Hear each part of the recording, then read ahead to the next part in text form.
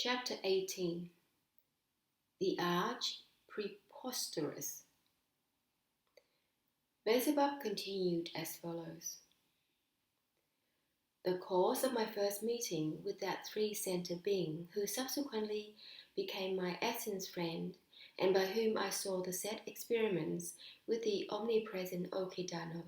was as follows. That you may better represent to yourself the events of this tale of mine, you must first of all know that at the beginning of my exile to that solar system,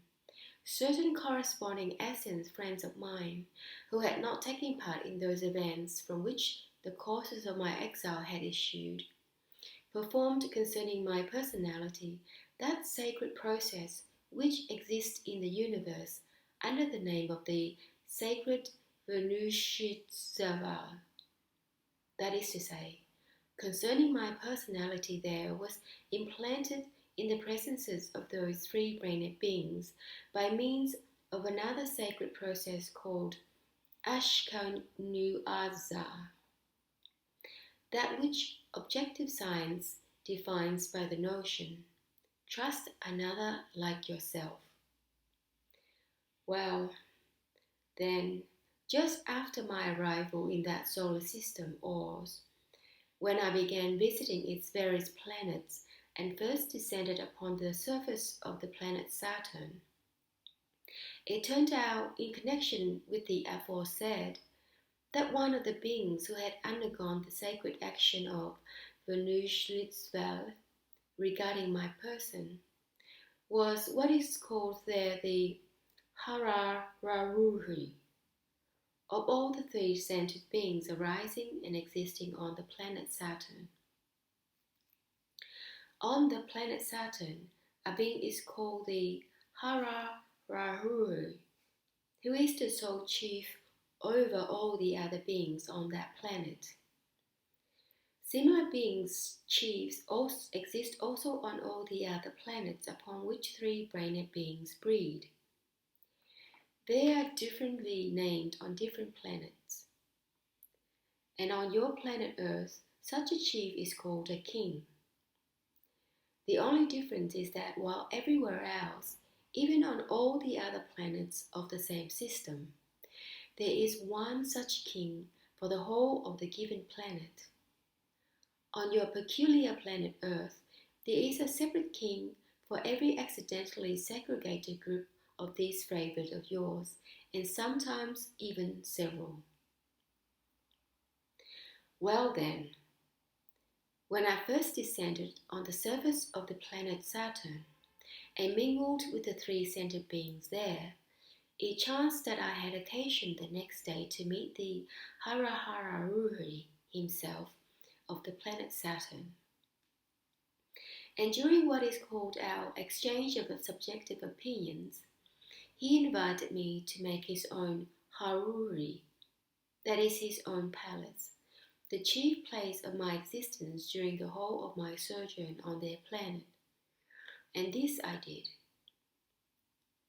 So, my boy, when we were once talking simply according to the flow of what is called being associative mentation, and happened to touch on the question, among other things, of the strange results actualized in the manifestations of the particularities of the omnipresent Okidano, the venerable Harhrahroohry of the planet Saturn first mentioned that one of his learned being subjects, by name Khrh, had recently devised for the elucidation of many of the previously unexplained properties of that cosmic substance, an exceedingly interesting appliance which he called a Rhaharahr, the chief demonstrating part of which he called a Hrhaharhtzaha. And further, he offered to make, if I wish, the necessary arrangements for showing me all these new inventions and for giving me every possible explanation of them. The result of it all was that the following day, escorted by one of that venerable Harahrahroohry's court, I went to the place of existence of that Gornahoor Harharkh, where I first saw those novel elucidatory experiments with the omnipresent Okidanog. Gornahoor Harharkh, who afterwards, as I have already told you, became my essence friend, was then considered one of the foremost scientists among the ordinary three-brained beings of the whole universe, and all his constatations as well as the elucidatory apparatus he had invented were everywhere widespread, and other learned beings on the various planets were using them more and more. Here it will do no harm to remark that I also, thanks only to his learning, had later in my observatory on the planet Mars that Rascooarno which, when it was finally established, enabled my sight to perceive, or as it said, approach the visibility of remote cosmic concentrations 7,285 times. Strictly speaking, it was owing to just this Rascooarno that my observatory was afterwards considered one of the best construction of its kind in the whole universe, and, most important of all, it was by means of this Rascooarno that I myself thereafter could, even while staying at home on the planet Mars, relatively easily see and observe the processes of the existence occurring on the surfaces of those parts of the other planets of that solar system, which in accordance with what is called the common cosmic harmonious movement, could be perceived by being sight at the given moment. When Gornahoor Harharkh was informed who we were and why we had come, he approached us and forthwith very amiably began his explanation. Before beginning his explanations, I think it not inadvisable to warn you once and for all that all my conversations with various three-centered beings arising and existing on various planets of that solar system where I was obliged to exist for the sins of my youth, as for instance in the present case, the conversations with this Gornahoor Harharkh, which I am now about to relate to you while we travel on the spaceship Karnak, all proceeded in dialects still quite unknown to you, and sometimes even, by the way, in such dialects the consonances of which were quite indigestible for perception by normal being functions assigned for this purpose. And so, my boy, in view of all this, I shall not repeat these conversations word for word, but shall give you only their sense in our speech, continuing, of course, to employ those terms and specific names, or rather those consonances produced by what are called being vocal cords, which consonances are used by your favourites of the planet Earth and which have now become for you, owing to continued repetition during my tales about them, habitual and easily perceived. Yes, it must be noticed here that the word Gornahoor is used by the three-brained beings on the planet Saturn in courtesy. They utter it before the name of one whom they are addressing. It is the same with your favourites on the planet Earth. They also have added to the name of every person the word Mr., or sometimes a whole meaningless phrase expressing the notion for which our Honourable Mullah Nasser Adam has the following sentence. And namely, he says, "Nevertheless, there's more reality in it than in the wiseacrings of an expert in monkey business." Well, then, my boy, when this subsequent essence friend of mine, Gornahoor Harharkh, was informed of what was required of him, He invited us by a sign to approach one of the special appliances which he had made and which, as it later turned out, was named by him Hrhaharhtzaha. When we were nearer the set's special and very strange construction, he pointed to it with a particular feather of his right wing and said, "This special appliance is the principal part of the whole of my invention, and it is just in this that the results are revealed and shown of almost all the peculiarities of the omnipresent world substance Okidanog." And pointing to all the other special appliances also present in the Khrh, he added, "I succeeded in obtaining extremely important elucidations concerning the omnipresent and everywhere penetrating Okidanog.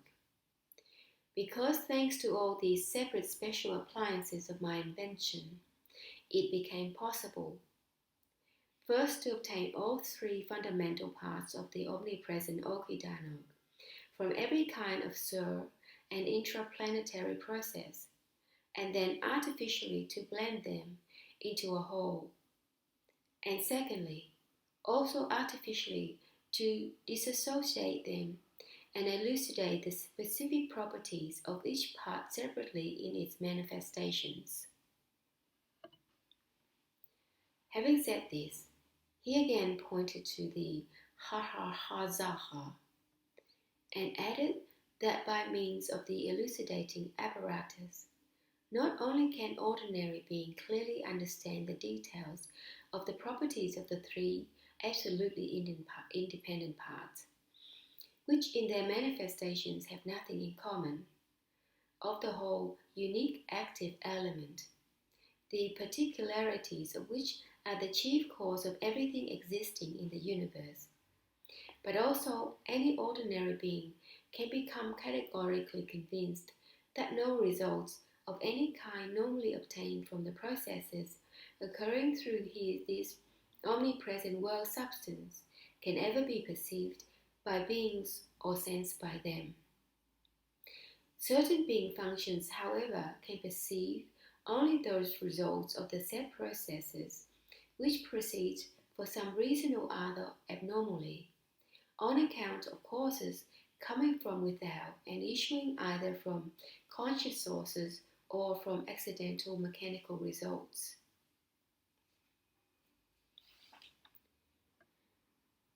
The part of Gornahoor Harharkh's new invention, which he himself called the Hrhaharhtzaha and regarded as the most important, was in appearance very much like the Rascooarno, or as your favourites would say, a huge electric lamp. The interior of this special structure was rather like a smallish room with a door that could be hermetically closed. The walls of this original construction were made of a certain transparent material, the appearance of which reminded me of that which on your planet is called glass. As I learned later, the chief particularity of this said transparent material was that although, by means of the organ of sight, beings could perceive through it the visibility of every kind of cosmic concentration, yet no rays of any kind, whatever the causes they may have arisen from, could pass through it, either from within out or from without in. As I looked at this part of this said astonishing being invention, I could through its transparent walls clearly distinguish inside the centre what seemed to be a table and two chairs. Hanging above the table, what is called an electric lamp, and underneath it three things exactly alike, each resembling the Momonodooars. On the table and by the side of it stood or lay several different apparatuses and instruments unknown to me. Later, it became clear that the said objects contained in this Hrhaharhtzaha, as well as everything we had later to put on, were made of special materials invented by this Gornahoor Harharkh. And as regards these materials also, I shall explain a little more in detail at the proper time in the course of my further explanations concerning Gornahoor Harharkh. Meanwhile, bear in mind that in the enormous Khrh, or workshop of Gornahoor Harharkh, there were, besides the already mentioned Hrhaharhtzaha, several other large independent appliances, and among them two quite special what are called life chakans, which Gornahoor himself called Krhrrhihirhi. It is interesting to know that your favorites also have something like this life chakan, or Krhrrhihirhi, and they named such an apparatus a dynamo. There was also there, apart, another independent large appliance, which, as it afterwards appeared, was a Salnichzinooarnian-momentum-vibrations of special construction,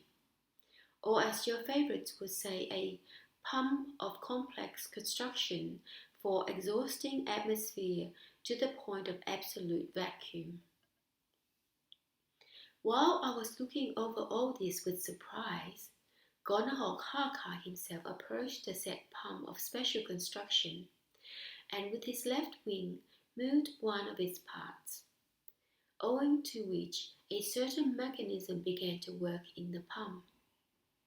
He then approached us again,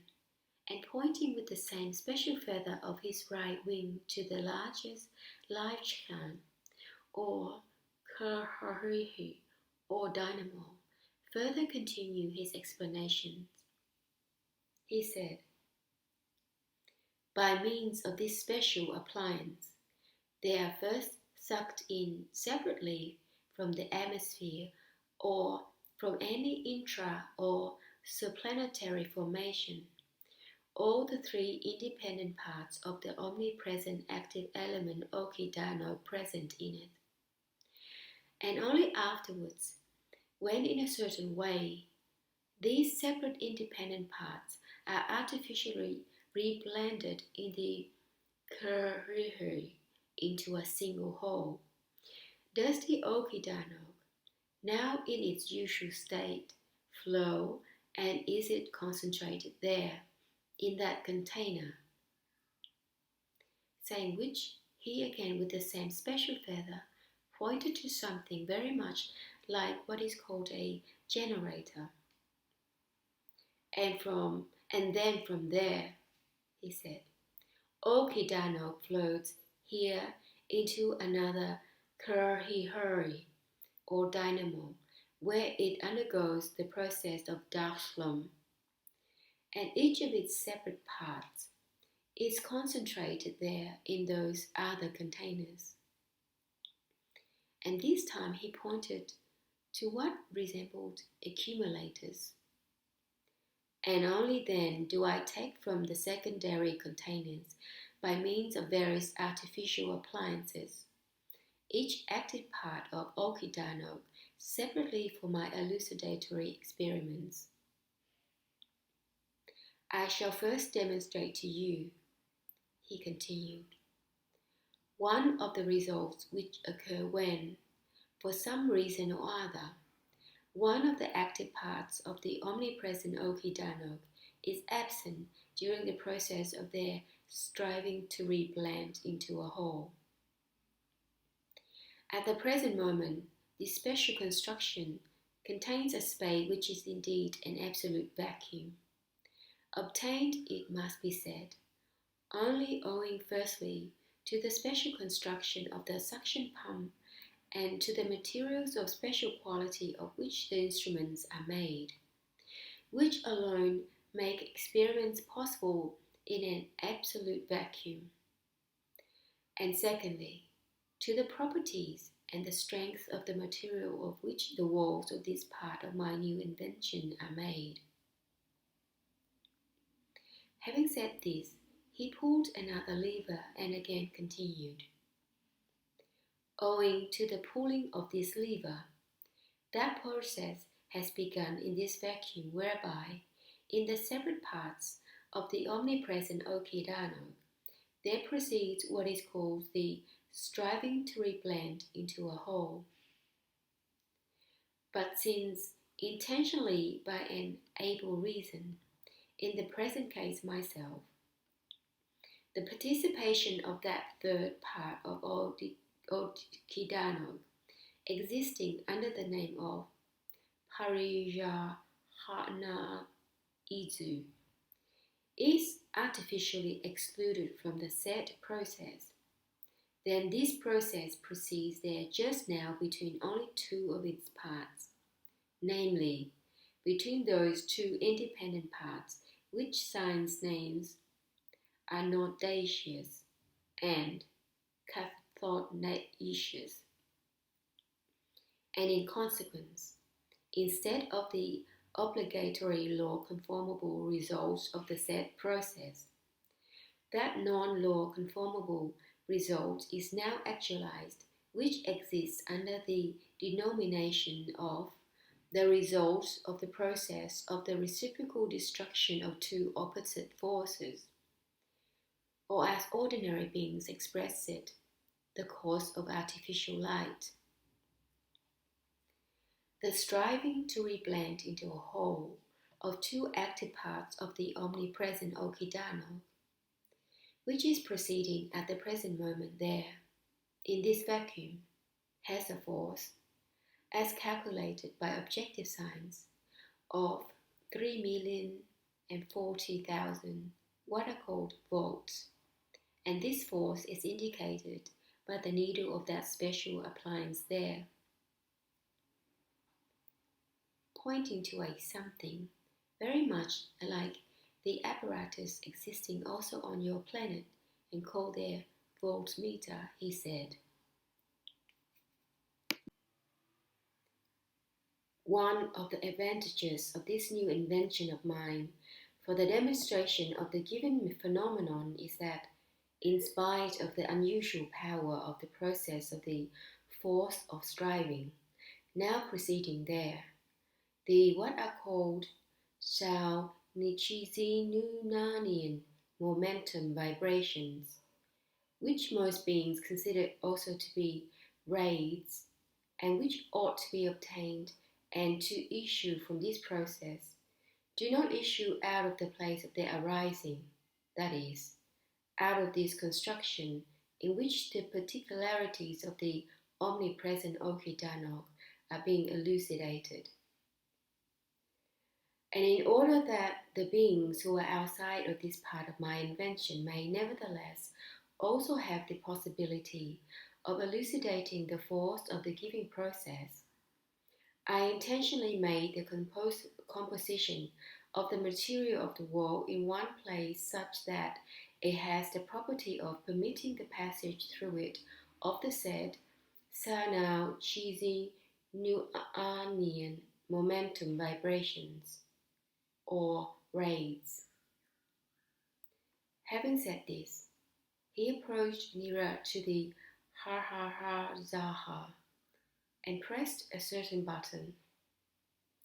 The result was that the whole of the enormous Khrh, or workshop,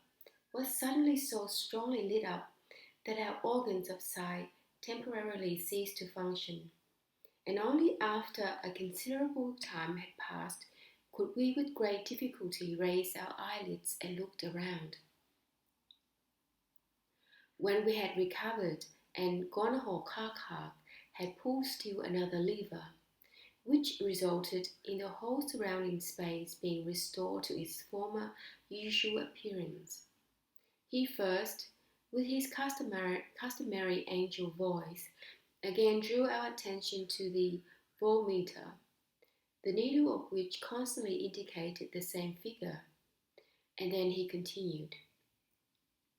You see that, although the process of the clash of two opposite component parts of the omnipresent Okidanog, of the same power of force of striving still continues, and that the part of the surface of this construction which has the property of admitting the passage of the said rays is still open. Yet, in spite of all this, there is no longer the phenomenon which ordinary beings define by the phrase, the causes of artificial light. And this phenomenon is no longer there, only because by my last pulling of a certain lever, I introduced into the process of the clash of two component parts of Okidanog a current of the third independent component part of Okidanog, which began to blend proportionally with these other two parts, owing to which the result derived from this kind of blending of the three component parts of the omnipresent Okidanog, unlike the process of the non-law conformable blending of its two parts, cannot be perceived by beings with any of their being functions. After all these explanations of his, Gornahoor Harharkh then proposed that I should venture to enter with him that demonstrating part itself of his new invention, in order that I might become there within an eyewitness of many particular manifestations of the omnipresent and everything penetrating active element. Of course, without thinking long about it, I immediately decided and gave him my consent. And I immediately decided, chiefly because I expected to obtain in my being unchangeable and imperishable objective essence satisfaction. When this future essence friend of mine had my consent, he at once gave the necessary orders to one of his assistants. It appeared that for the actualization of what he proposed, various preparations had first to be made. First of all, his assistants put on Gornahoor Harharkh and myself some special, very heavy suits, resembling those which your favorites call diving suits, but with many small heads of what are called bolts projecting. And when these extremely peculiar suits had been put on us, his assistants screwed up the heads of these bolts in a certain order. On the inner side of these diving suits, at the ends of the bolts, there were, it appeared, special plates which pressed against part of our planetary body in a certain way. It later also became quite clear to me that this was necessary, in order that there might not occur to our planetary bodies what is called Taranooranura, or, as it might otherwise be said, in order that our planetary bodies should not fall to pieces as usually occurs to sur- and intraplanetary formations of every kind when they happen to come into an entirely atmosphereless space. In addition to these special suits, they placed on our heads a something resembling what is called a diver's helmet, but with very complicated, what are called connectors projecting from them. One of these connectors, which was called the Hrhaharhr, meaning sustainer of the pulsation, was something long, like a rubber tube. One end of it, by means of complicated appliances on the helmet itself,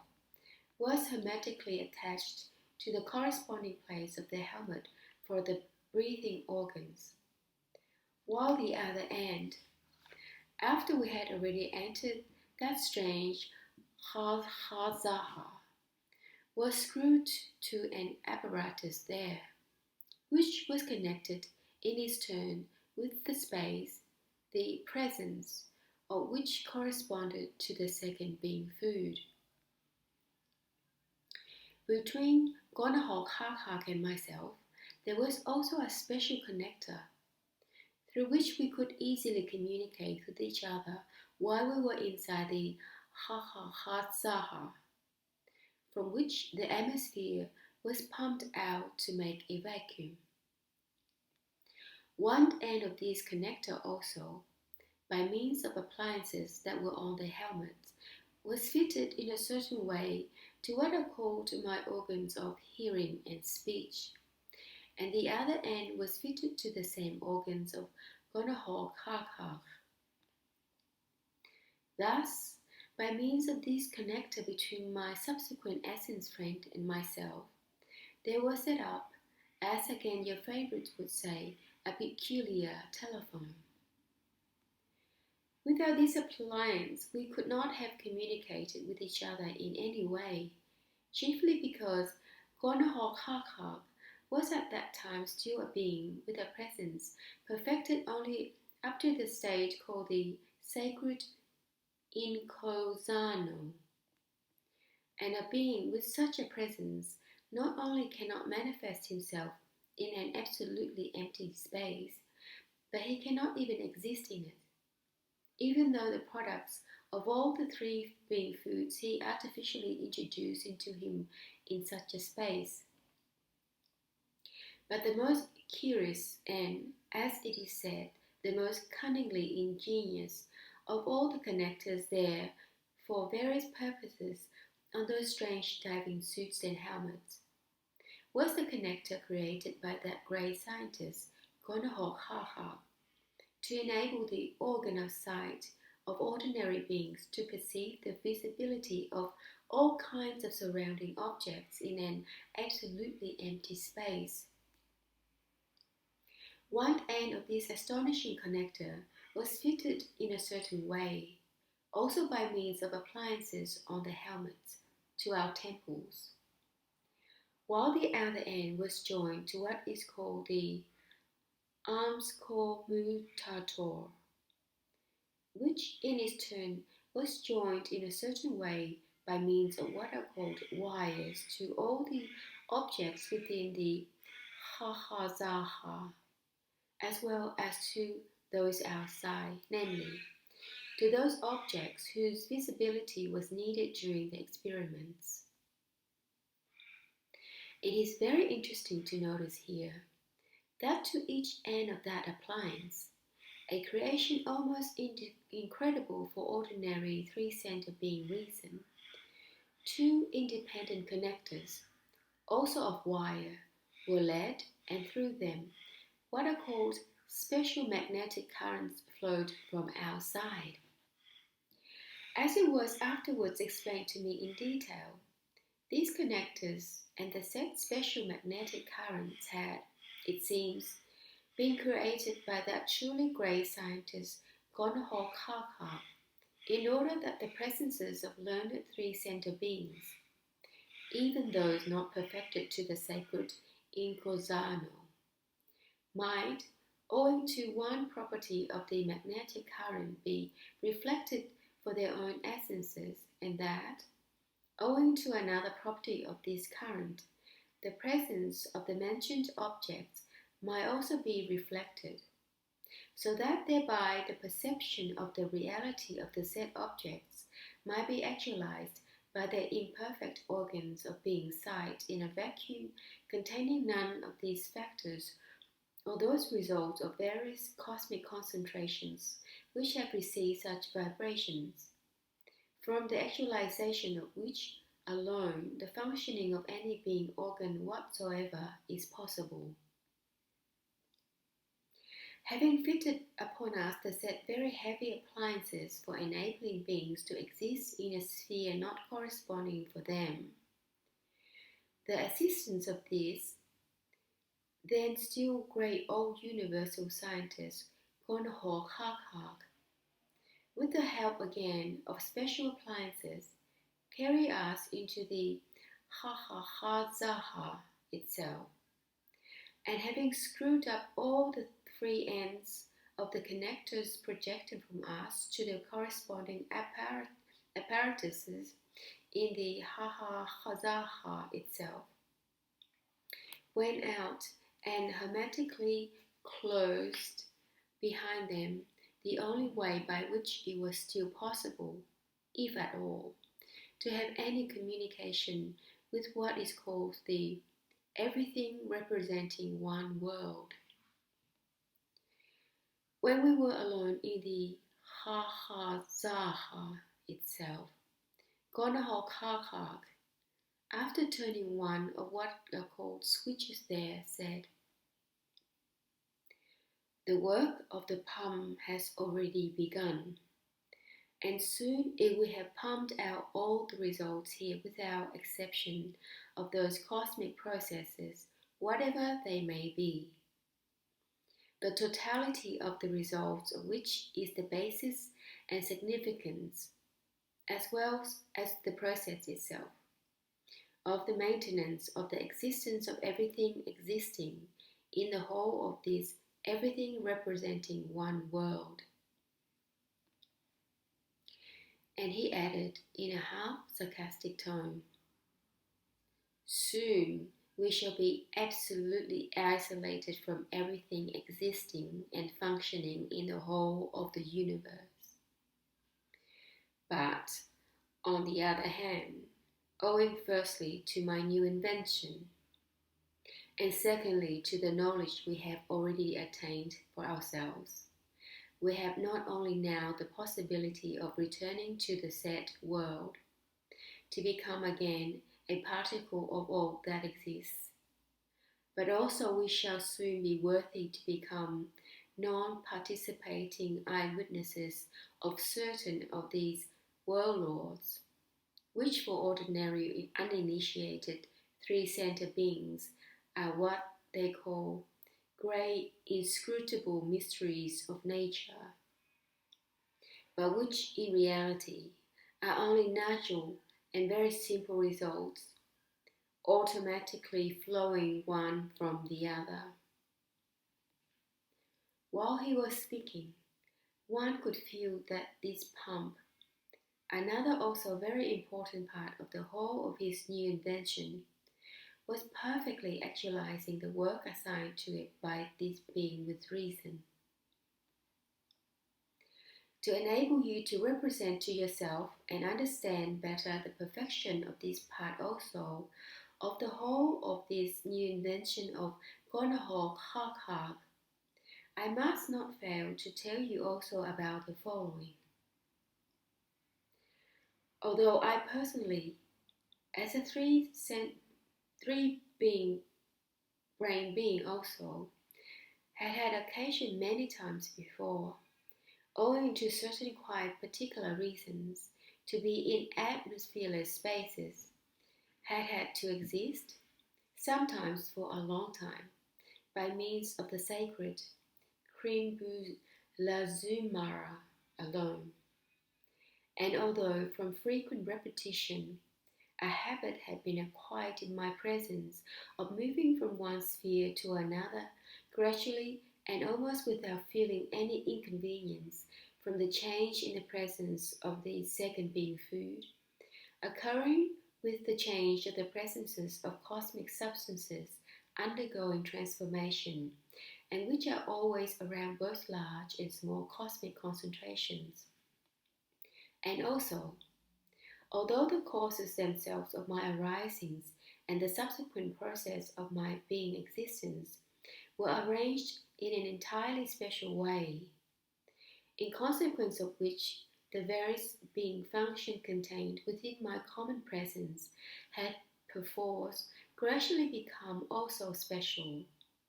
Yet, nevertheless, in spite of it all, the pumping out of the atmosphere by the said pump then proceeded with such force that such sensations were impressed on the separate parts of the whole of my presence that even today I can very clearly experience the process of the flow of my state at that time and relate it to you almost in detail. This extremely strange state began in me shortly after Gornahoor Harharkh had spoken in a half-sarcastic tone about our imminent situation. In all my three being centers, namely, in the three centers localized in the presence of every three-center being, and which exists under the names of thinking, feeling,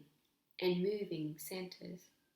there began to be perceived separately and independently in each of them in a very strange and unusual way very definite impressions that there was taking place in the separate parts of my whole planetary body an independent process of the sacred Rascooarno, and that the cosmic crystallizations which composed the presences of these parts were flowing in vain. At first, what is called my initiative of constatation proceeded in the usual way, that is, according to what is called the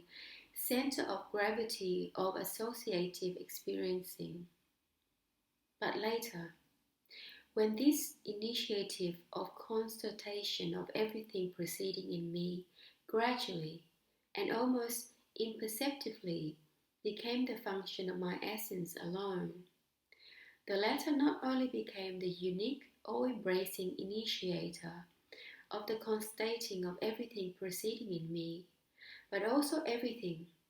without exception of that which nearly preceded, began to be perceived by and fixed in this essence of mine. From the moment that my essence began to perceive impressions directly and to constate independently, that from what was preceding, there was being entirely destroyed, as it were, in my common presence, firstly, the part of my planetary body, and then, little by little, also the localizations of these second and third being centers. At the same time, a constatation was definitely made that the functioning of these latest centers passed gradually to my thinking center and became proper to it, with the consequence that the thinking center, with the increasing intensity of its functioning, became the unique, powerful perceiver of everything actualized outside of itself, and the autonomous initiator of the constating of everything proceeding in the whole of my presence as well as outside of it. While this strange and to my reason then, still incomprehensible being experiencing was proceeding in me,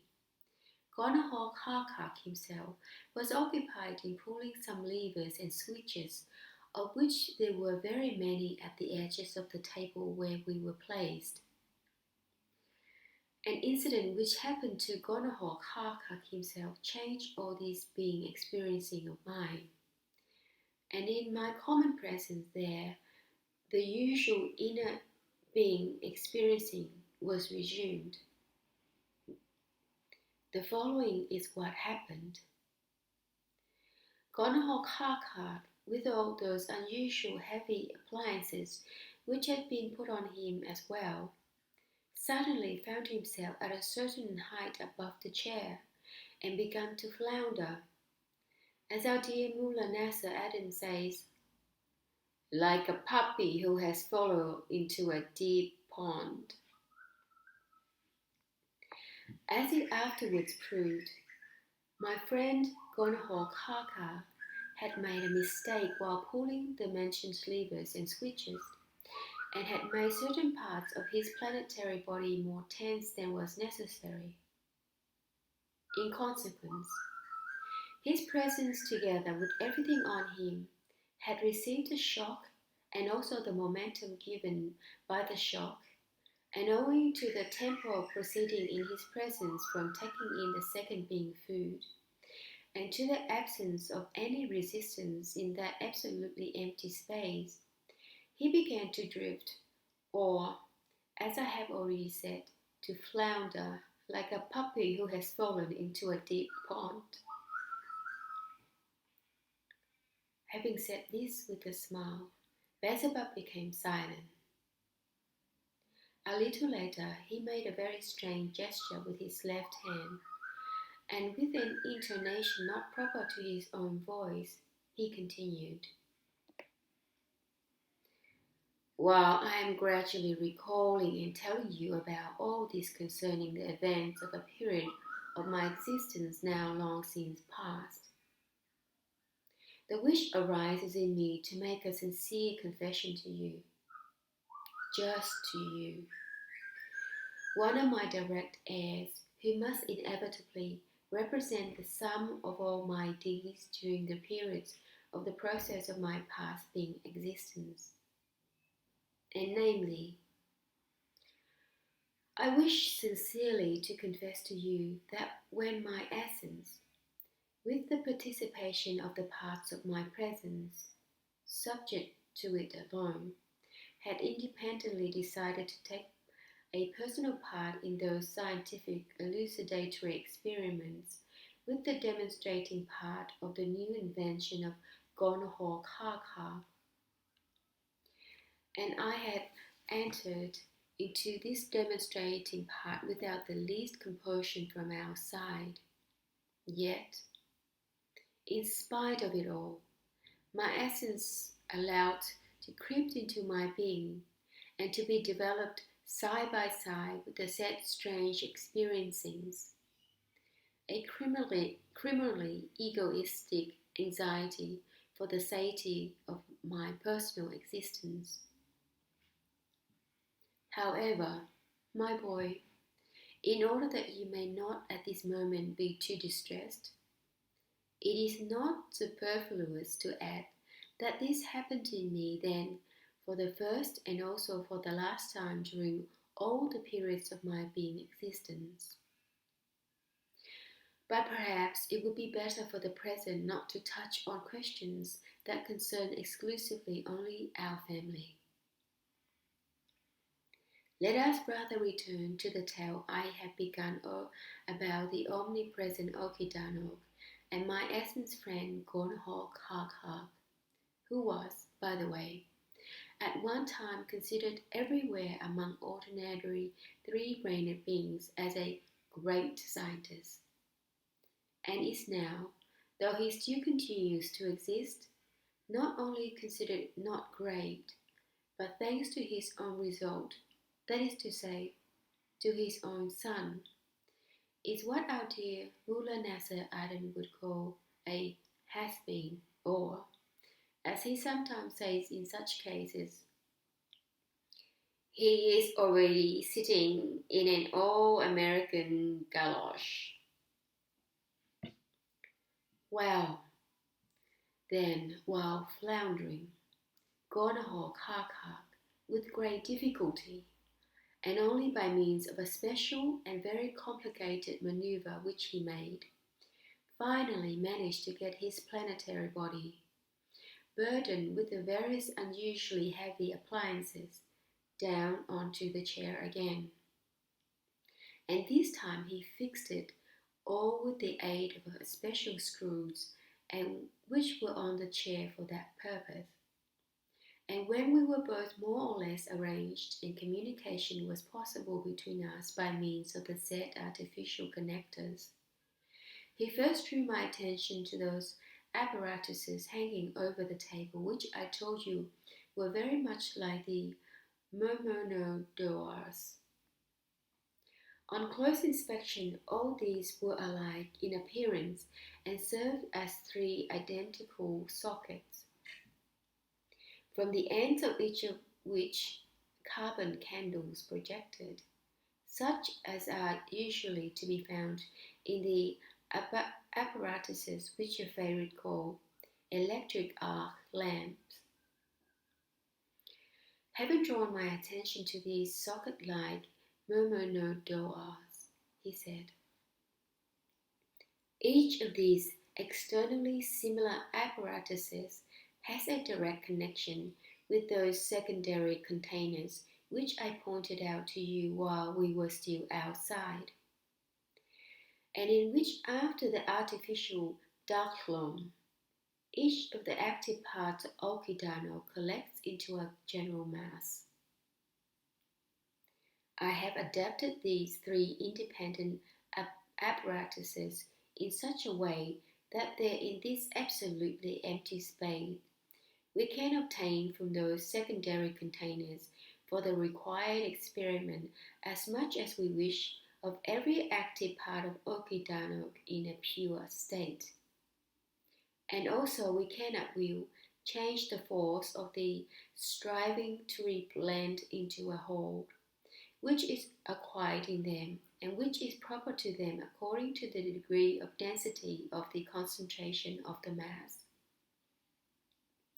And here within this absolutely empty space, I shall first of all show you that same non-law conformable phenomenon which we recently observed while we were outside the place where it proceeded. And namely,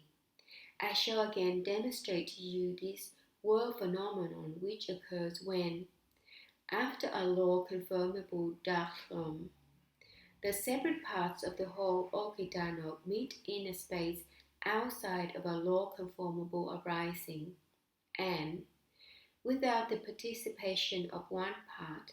strive to reblend into a whole. Having said this, he first closed that part of the surface of the Hrhaharhtzaha, the composition of which had the property of allowing rays to pass through it. Then he pulled two switches and pressed a certain button, as a result of which the small plate lying on that table, composed of a certain special mastic, automatically moved toward the mentioned carbon candles. And then having again drawn my attention to the ammeter and the voltmeter, he added, I have again admitted the influx of parts of the Okidanog, namely, the anodaceous and the cathodaceous, of equal force of striving to reblend. When I looked at the ammeter and the voltmeter, and indeed saw that their needles moved and stopped on the same figures I had noticed the first time we were still outside the Hrhaharhtzaha, I was greatly surprised, because in spite of the indications of the needles and the intimation of Gornahoor Harharkh himself, I had neither noticed nor sensed any change in the degree of my perception of the visibility of the surrounding objects. So, without waiting for his further explanations, I asked him, but why then is there no result from this non-law conformable striving to reblend into a whole of the parts of the Okidanog? Before replying to this question, he turned off the only lamp, which worked from a special magnetic current. My astonishment increased still more, because in spite of the darkness which instantly ensued, it could clearly be seen through the walls of the Hrhaharhtzaha that the needles of the ammeter and voltmeter still stood in their former places. Only after I had somehow got accustomed to such a surprising constatation, Gornahoor Harharkh said, I have already told you that the composition of the material of which the walls of this construction in which we are at this moment are made possesses the property of not allowing any vibrations arise from any source whatsoever to pass through it, with the exception of certain vibrations arising from nearby concentrations.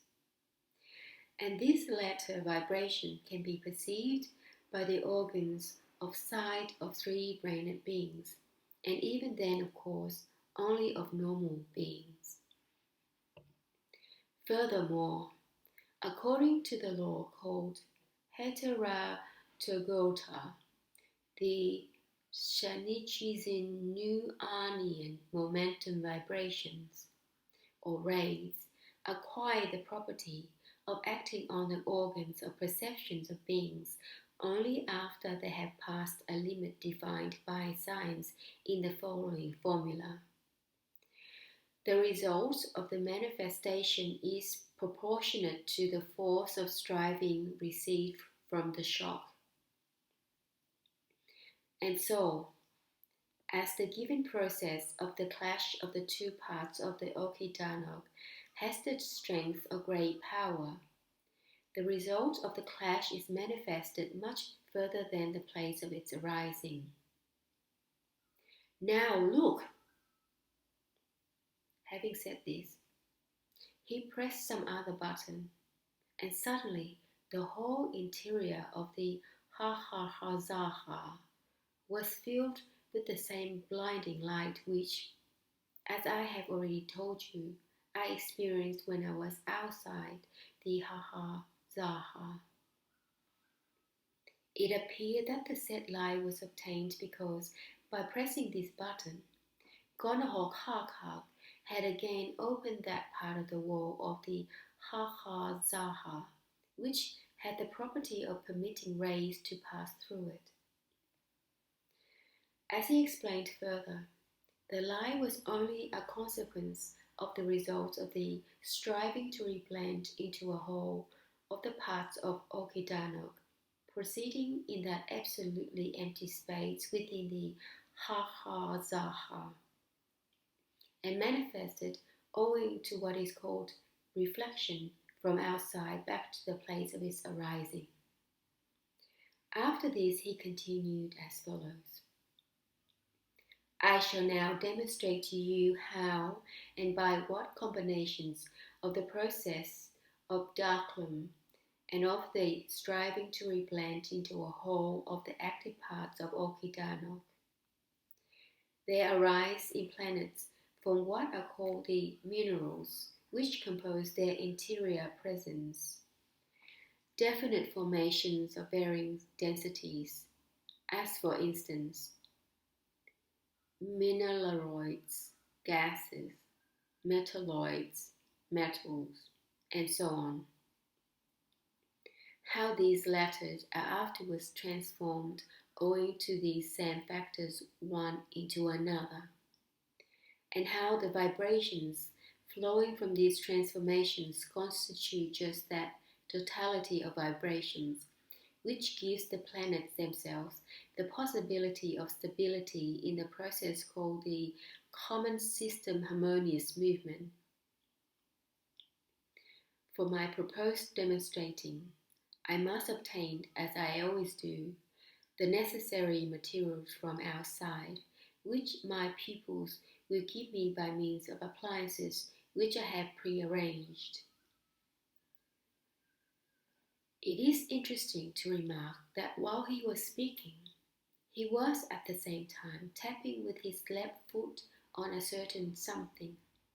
very much like what your favourites call the famous Morse transmission apparatus.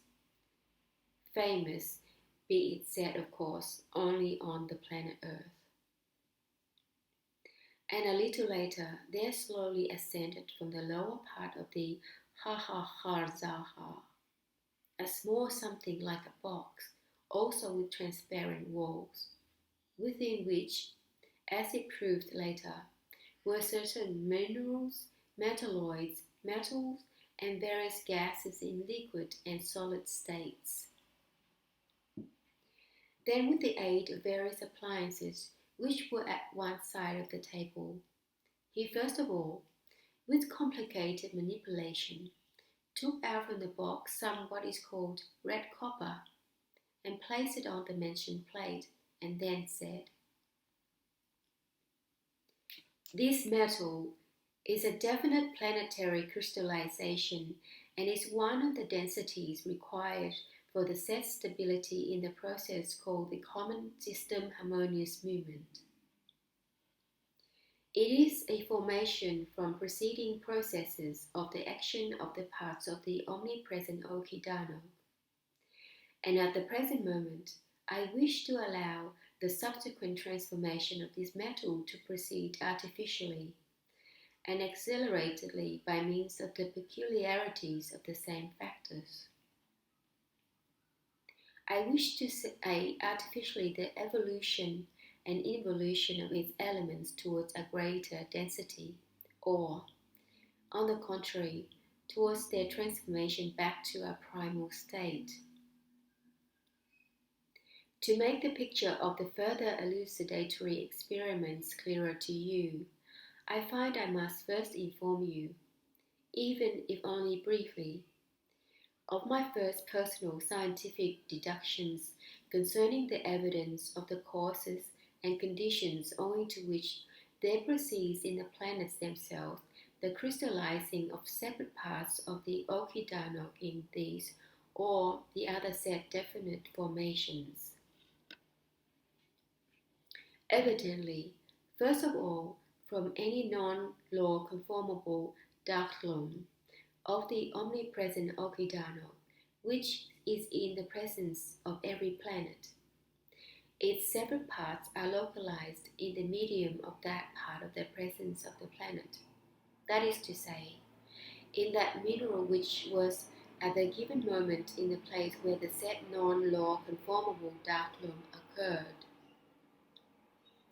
And so, if what is called the vibration of the density of the elements of the said medium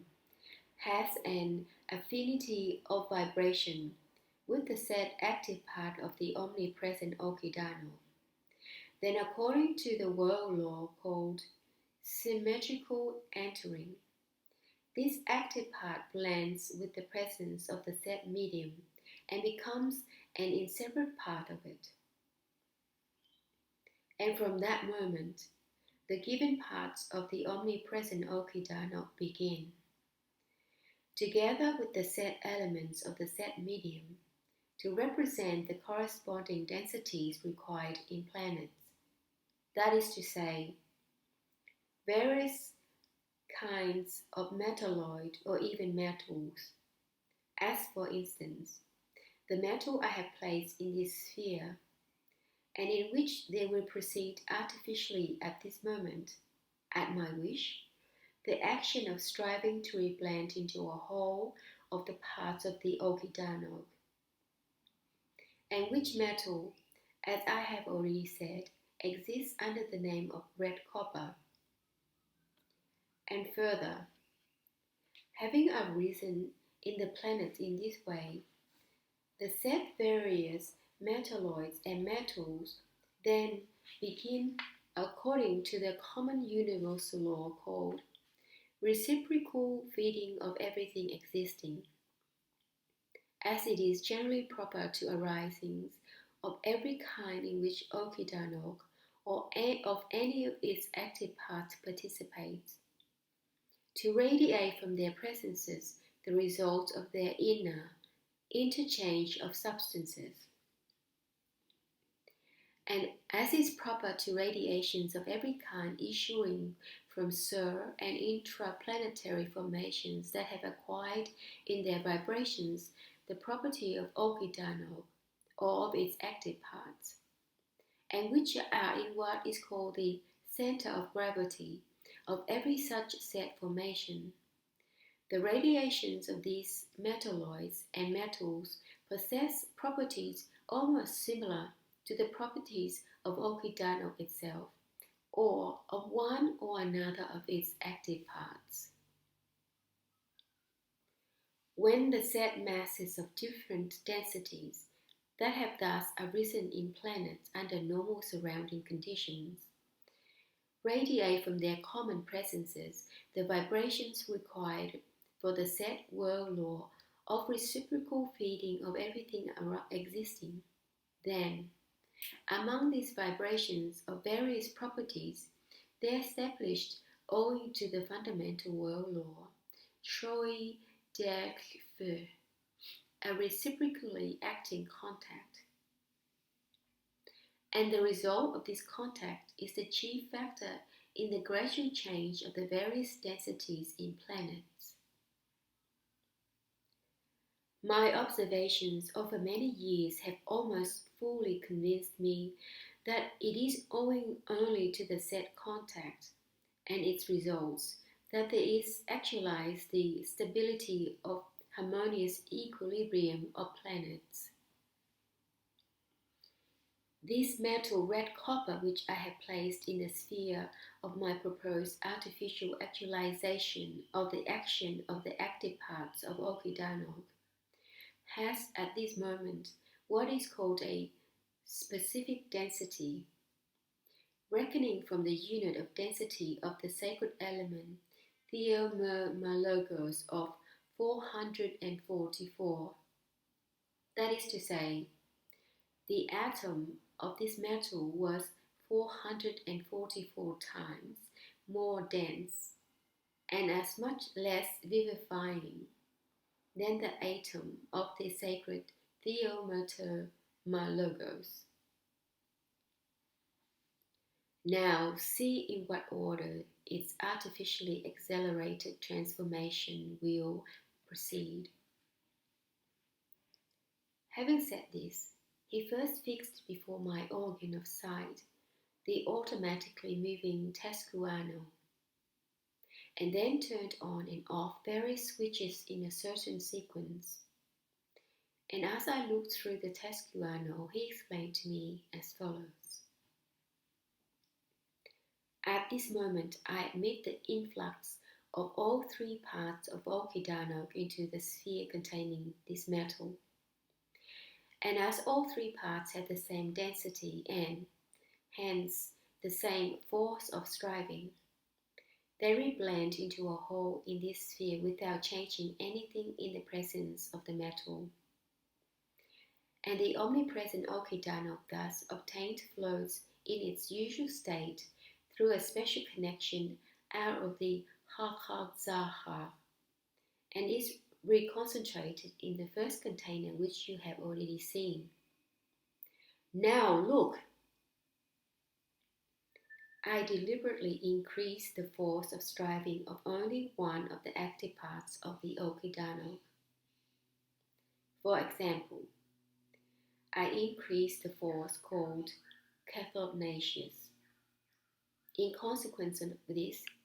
you see that the elements composing the presence of that red copper begin to evolve towards the quality of the substances that compose the ordinary presences of planets.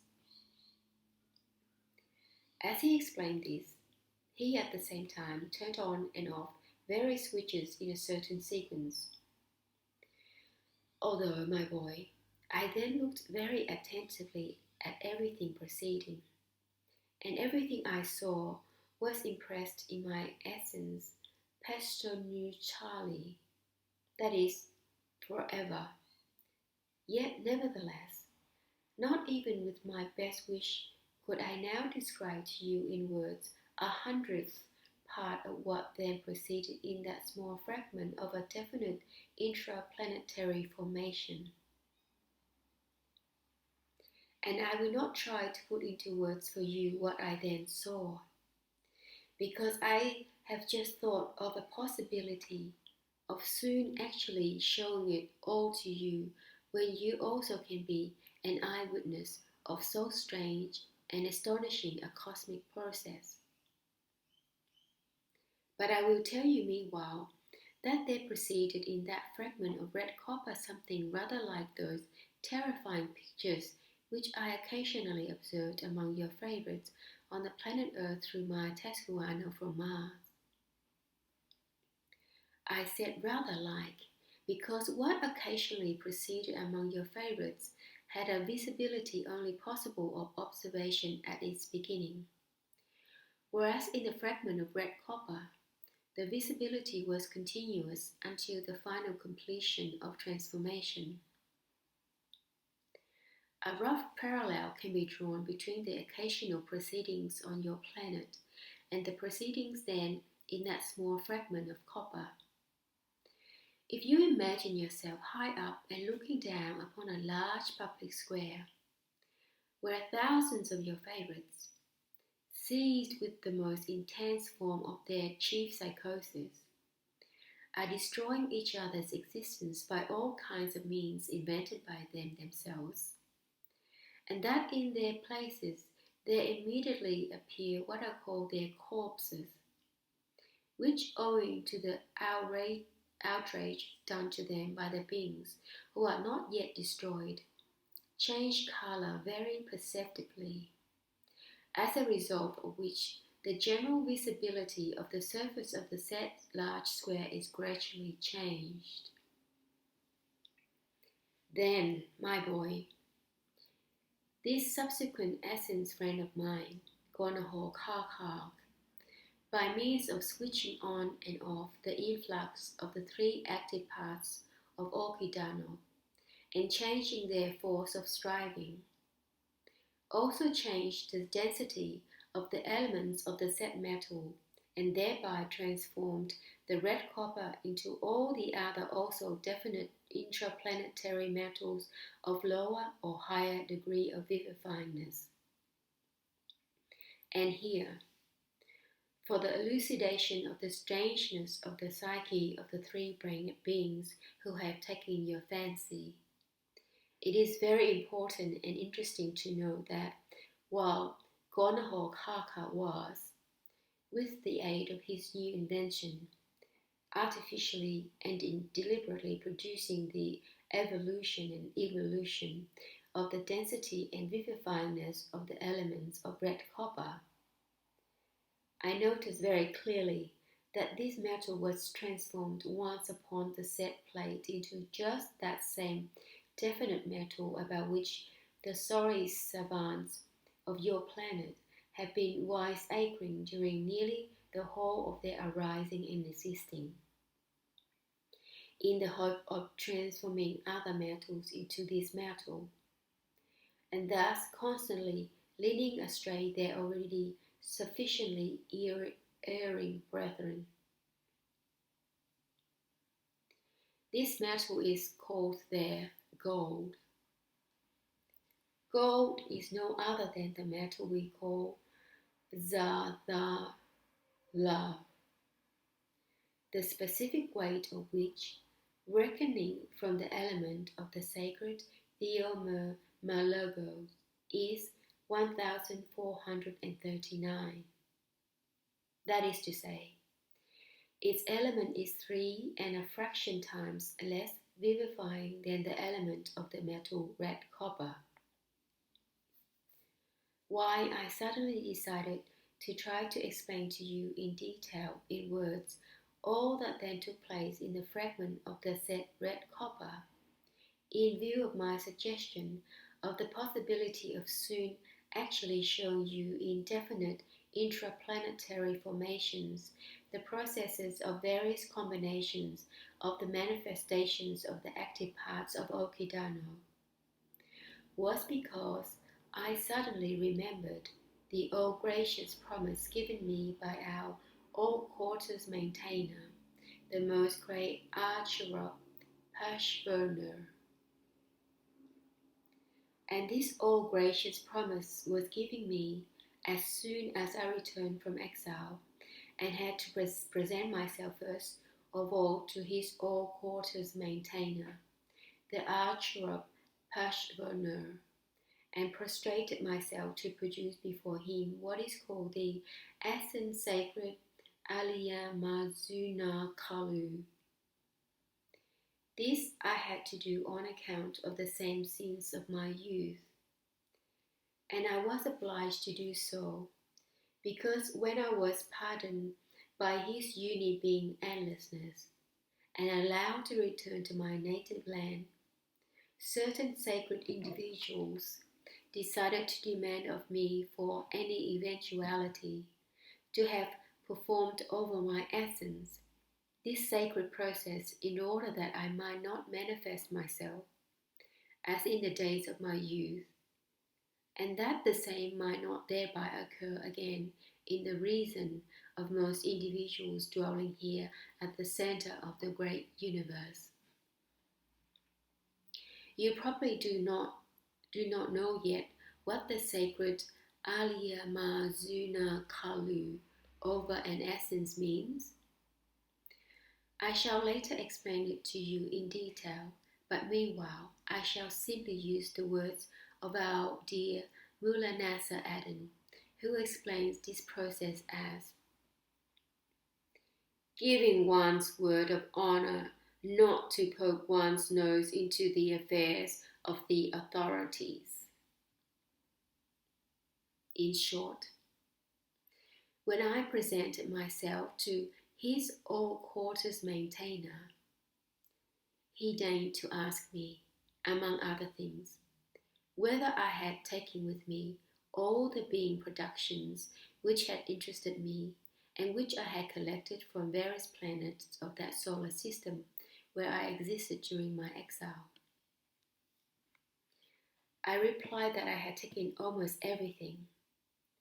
except those cumbersome apparatuses which my friend Gornahoor Harharkh had constructed for me on the planet Mars.